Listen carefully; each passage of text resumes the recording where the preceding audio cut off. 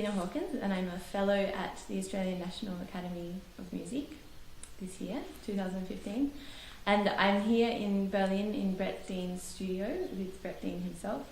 And I'm going to ask him a few questions that relate to the concert that will happen on the 27th of August at ANAM, featuring his piece Testament, as well as the first Razumovsky quartet by Beethoven, and some selected movements from Kurtag's Signs, Games and Messages for solo strings. So thank you very much for your time, Brett. My pleasure. Very nice to see you. Yeah. The first thing that I wanted to speak to you about was Testament, which from your program notes that I read is inspired, I guess, is the right word hopefully to use, by Beethoven's Heiligenstadt Testament, talking about his despair, being his growing deafness and things like that. And I wanted to ask you, first of all, because you in the piece you use parts of the first Razumovsky quartet, and I was wondering why you chose that quartet in particular. Okay, well, it was commissioned. The piece was commissioned to be for 12 violas, although there's also an orchestral version that I've since made of it. But in writing a piece for strings alone, and with this subject matter, I wanted to reference a piece that was relevant to that time in Beethoven's life. And then the first piece that I could find after the Heiligenstadt time that was for strings alone was the set of Razumovsky quartets, which date a couple of years later, 1804 or 5, I can't remember exactly now. And so that was sort of my reference point from a musical point of view. I mean, as I've done in other pieces that have a kind of a biographical element to them, I've written a piece about Carlo Gesualdo, for example, and so there are aspects of the biography, the life story, but also reference points in the music itself that I've always found just inspiring and sent me off on a certain tangent, I guess. Yeah. And somehow, you have some of that DNA of Beethoven in the piece, which I like. Yeah.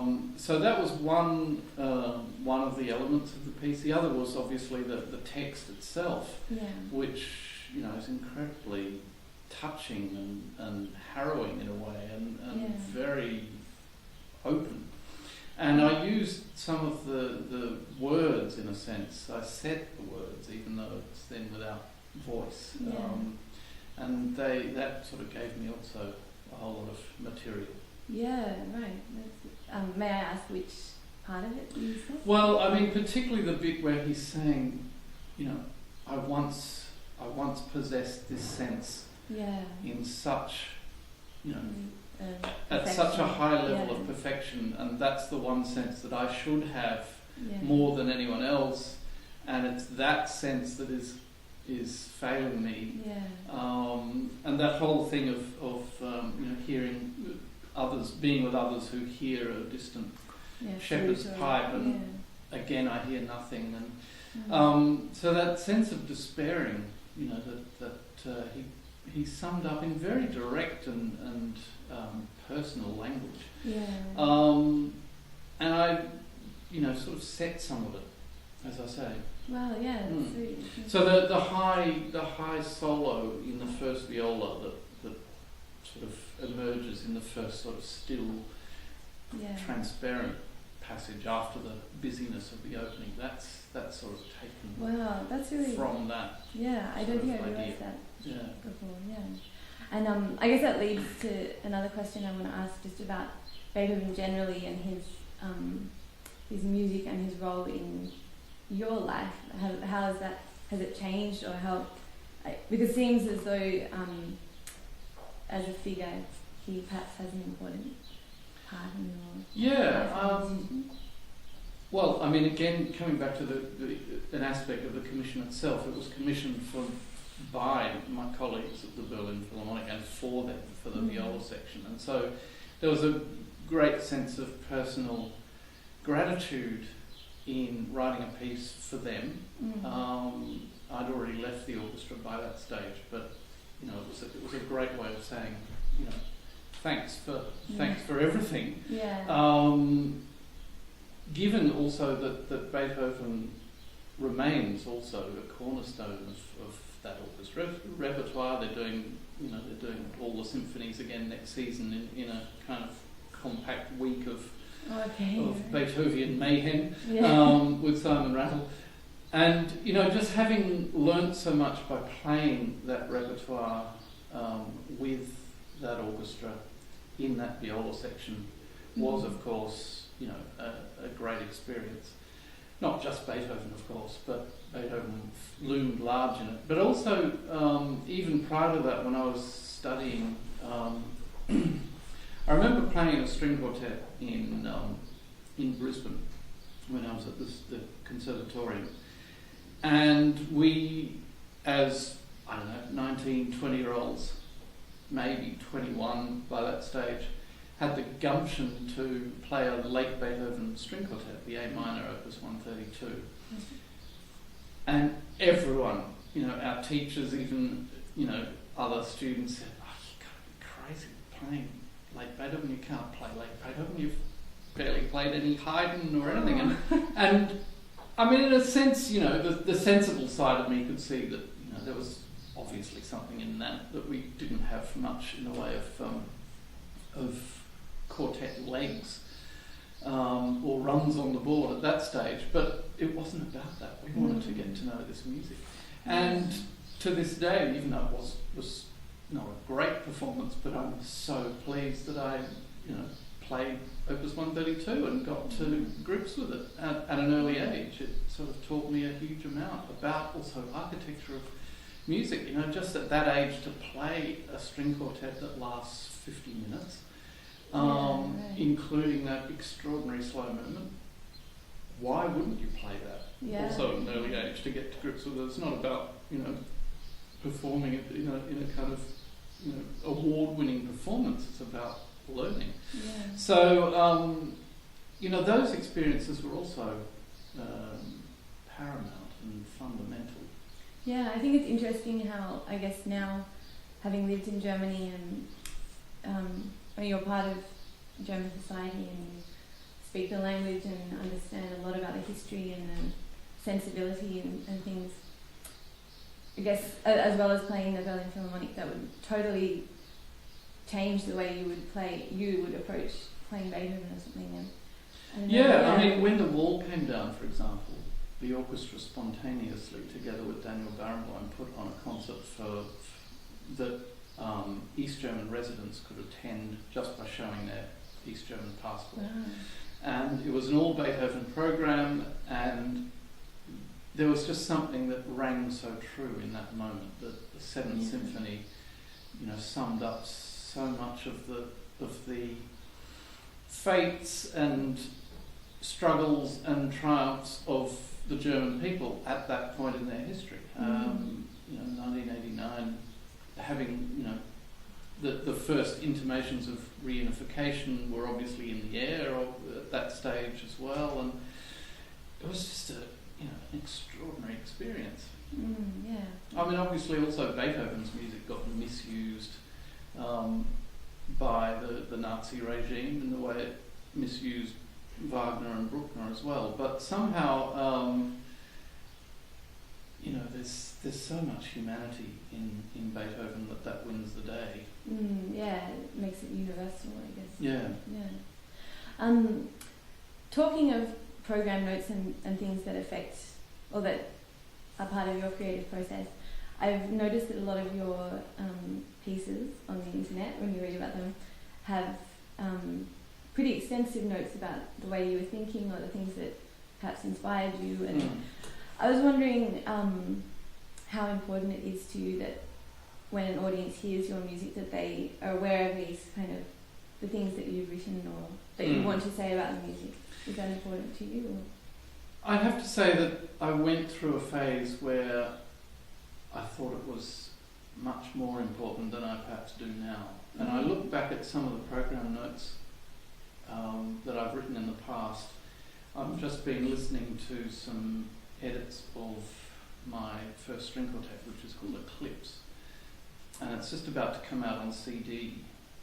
and so there was discussion also about what the program note or the liner notes should include. And I looked at my program note and I thought, my God, it's such a long political diatribe about, you know, the Tampa crisis and so on. And all those things did channel into the writing of the piece itself, and it's a fairly brutal piece.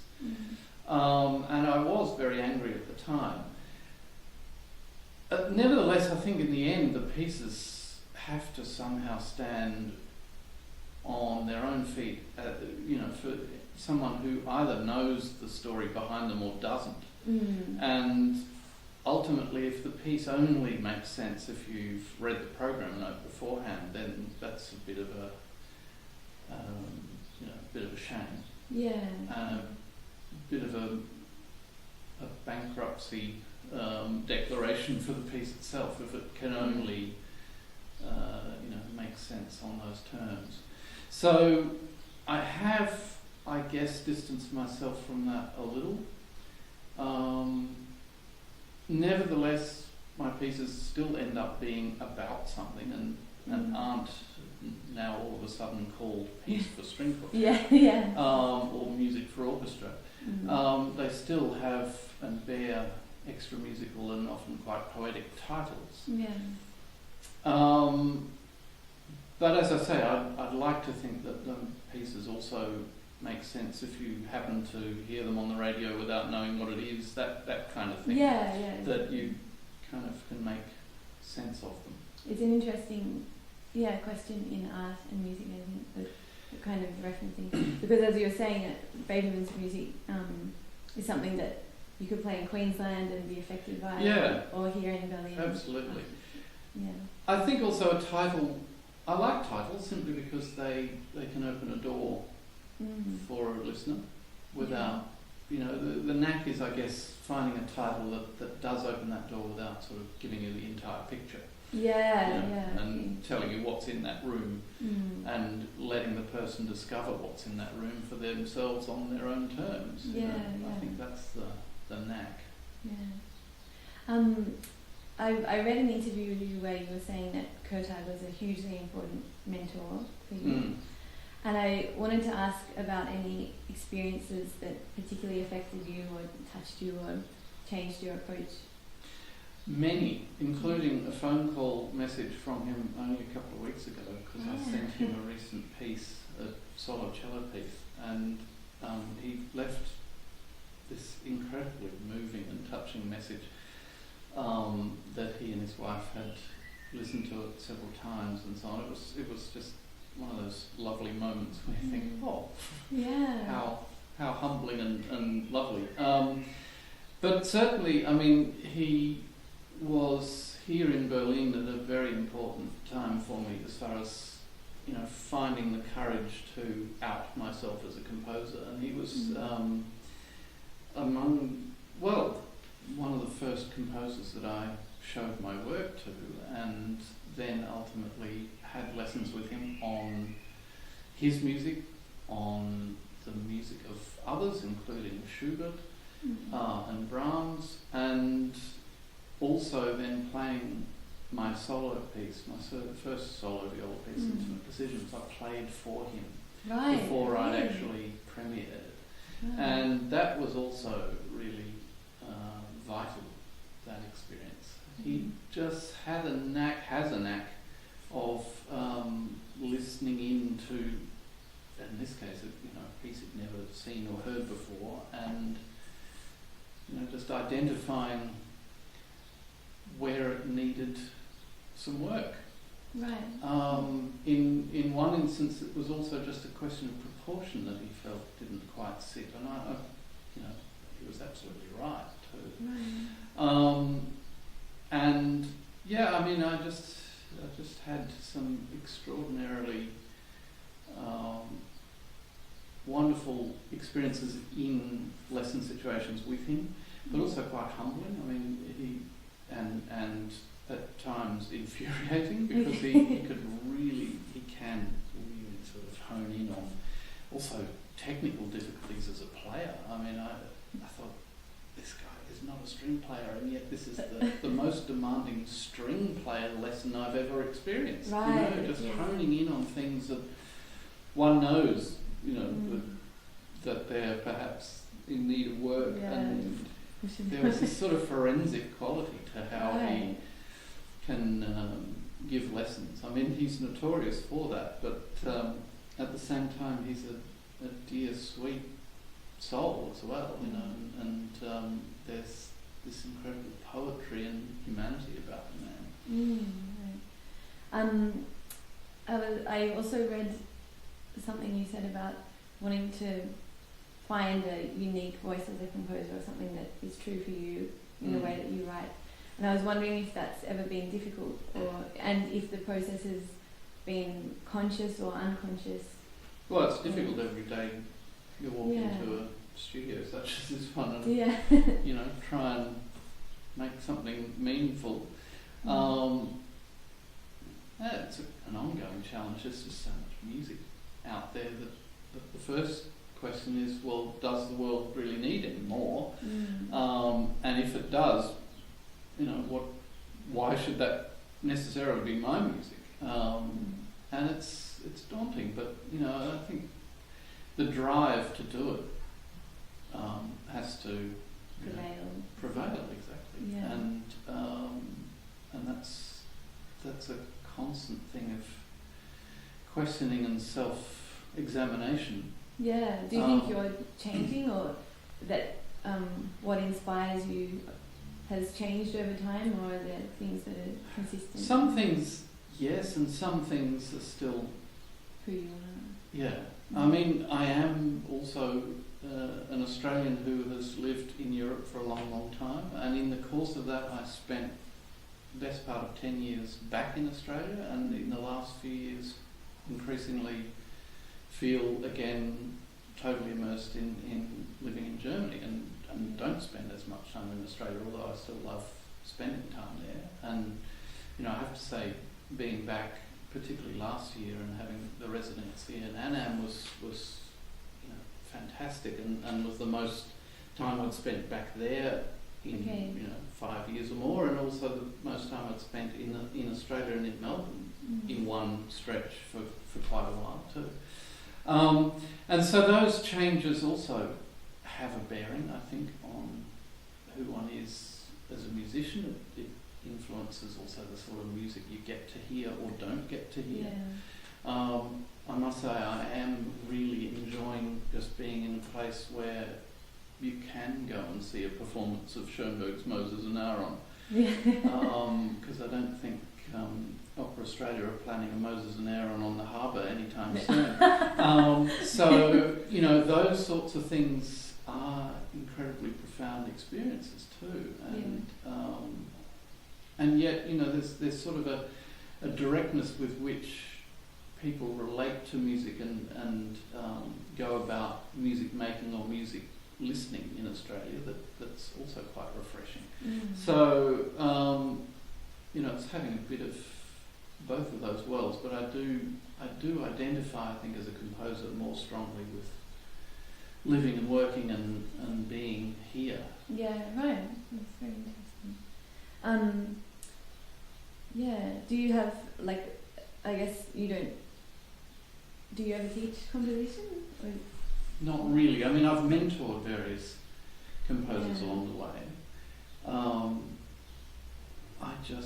I've never studied composition, so I wouldn't know how to teach it. I don't know what a composition lesson really looks like. Exactly. And so, I think there's something even composition teachers that I know well also sort of admit there is an aspect that's not teachable, but there are things that obviously are teachable. And I remember sitting in on some lectures given by Martin Bresnik when he was at music camp many years ago, and you know, he's somebody who can teach composition, you know, and he gets to the nitty gritty of even down to the characteristics of instruments and how they're built and what their physical properties are, and all of those sorts of things. That's information that a composer needs, for sure. You know, I've made it up as I went along myself, and sometimes you have to sort of take stock and realise, actually, I need to know a bit more about this thing.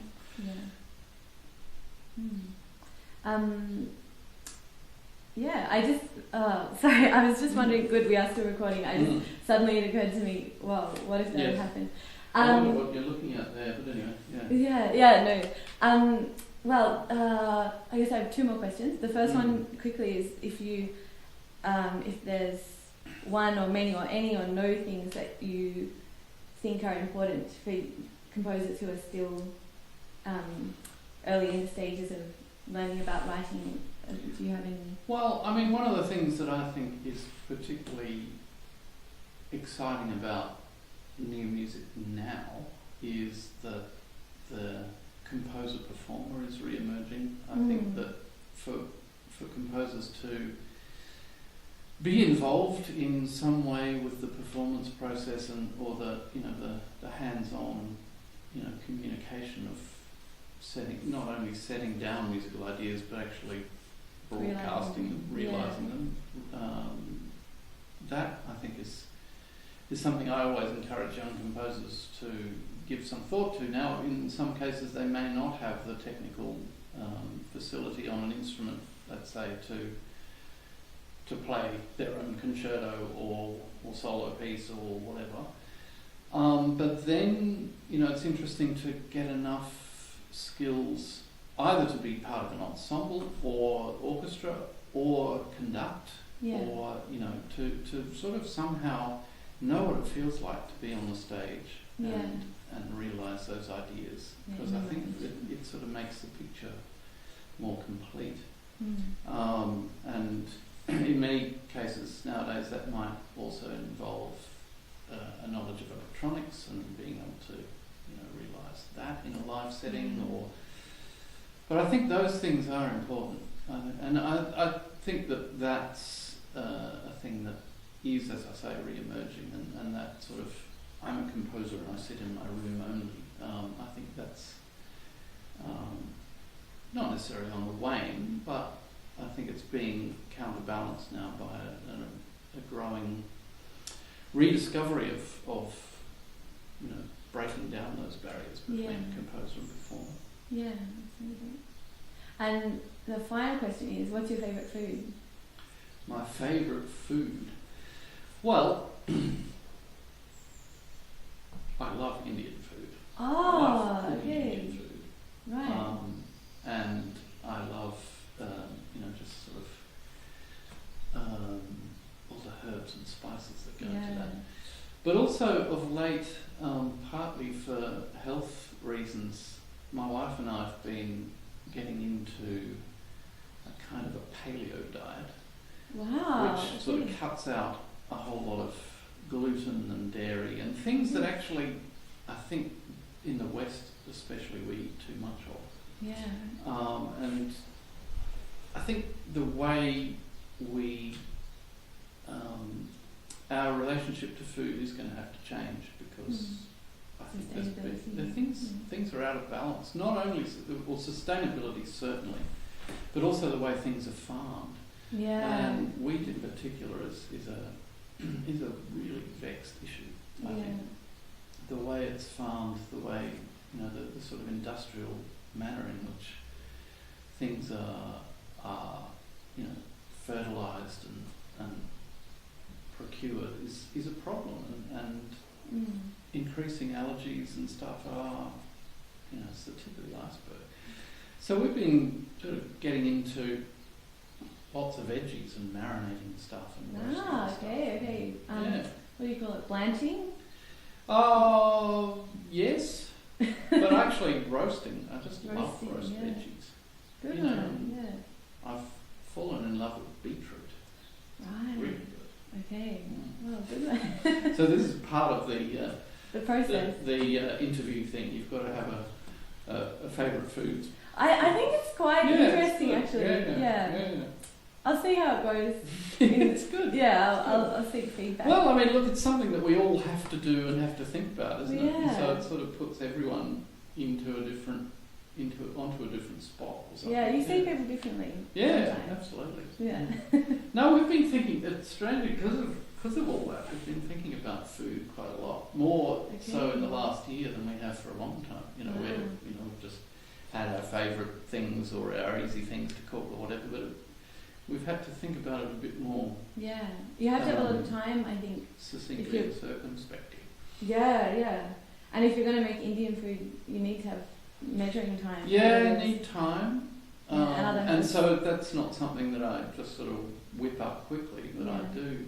Marta Jaffrey's, great recipe books. Marta Jaffrey's. Okay, she put out these books that, have been part of our kitchen. Desert Island. Yeah, they're great recipes, but also just inspires you to sort of go off on different tangents and do your own thing. And yeah, it's great. That's awesome. Cool. Well, thank you very much for your time. Pleasure. It was great to talk to you. Pleasure. And come to the concert. Indeed, I would come to the concert too if I would. Or you can join us by video link or something. Yeah. Is it going to be on video? No. Ah. Well, it could be, like... Who knows? Maybe... Yes. Those that fund things will inspire. Yes. I'll get on to Senator Brandis about that. Yeah, my favourite person. Just shoot an email over. Anyway, I'll probably have to cut that bit. But... Oh no, actually...